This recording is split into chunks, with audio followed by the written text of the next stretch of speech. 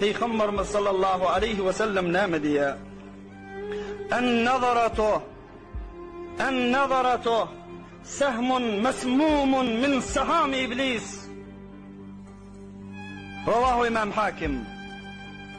En-nazara bir cevedip bir haramı gözlemek, bir haram tilmi aksi gözle oturmak, guşuyundan ya tülüyordu yanından, mahvarandan ya her bir zadın üstünden, bağlardan tukanına bir namehrem, bir haram aksi gözledim, sehmun mesmumun min saham iblis.